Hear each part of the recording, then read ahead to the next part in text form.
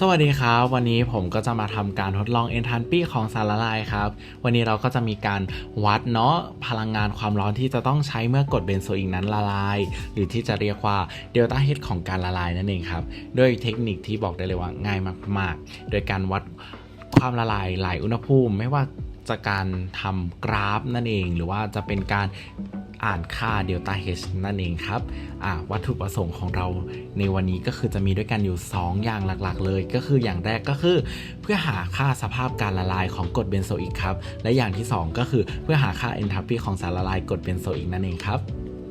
โดยสารเคมีหลักๆของเราจะมีด้วยกันอยู่4ตัวก็คือโพแทสเซียมไฮโดรเจนพาราเลตนั่นเองครับแล้วก็จะมีฟีนอลฟทาลีนที่เป็นอินดิเคเตอร์มีสารละลายโซเดียมไฮดรอกไซด์แล้วก็มีสารละลายเบนโซอิกแอซิดนั่นเองครับ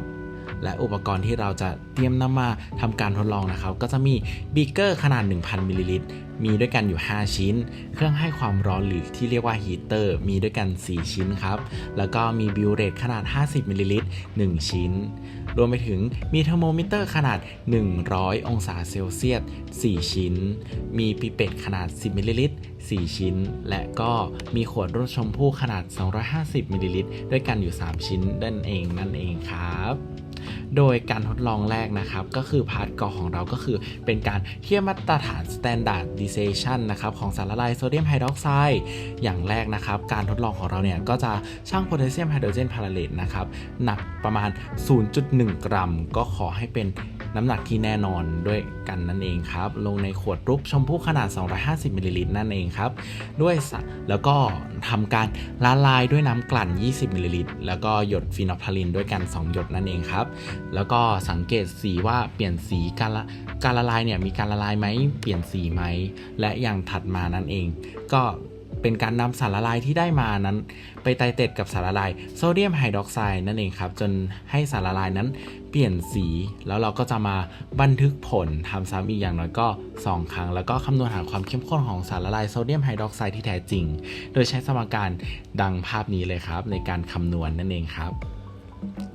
และต่อมาก็คือการหาค่าการเปลี่ยนแปลงเอนทัลปีของสารละลายกรดเบนโซอิกอิ่มตัวนั่นเองครับโดยวิธีแรกของเราเนี่ยจะใช้ปิเปตขนาด10มิลลิลิตรดูดสารละลายอิ่มตัวกรดเบนโซอิกที่เตรียมไว้ในอุณหภูมิใดอุณหภูมิหนึ่งใส่ลงในขวดรูปชมพู่ขนาด250มิลลิลิตรนั่นเองครับโดยจำนวนของเราเนี่ยที่จะใส่ก็คือจำนวน3ใบและใบละเท่ากันก็คือ10มิลลิลิตรนั่นเองครับ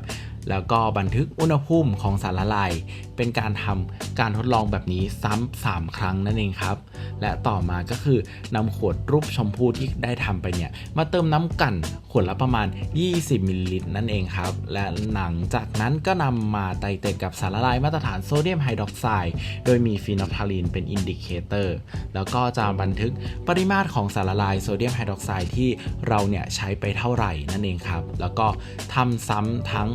ข้อ1และข้อ2ครับกับสารละลายอิ่มตัวกรดเบนโซอิกอีก4อุณหภูมิที่เหลือและ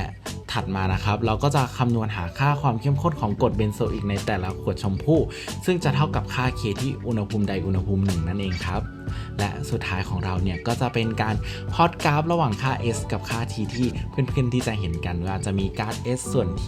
จะอยู่ทางด้านบนครับแล้วพร้อมอธิบายผลของอุณหภูมิต่อสภาพการละลายของกรดเบนโซอิกนั่นเองแล้วก็อย่าลืมที่จะพอตค่าล็อก K เท่ากับล็อก K กับ1ส่วน T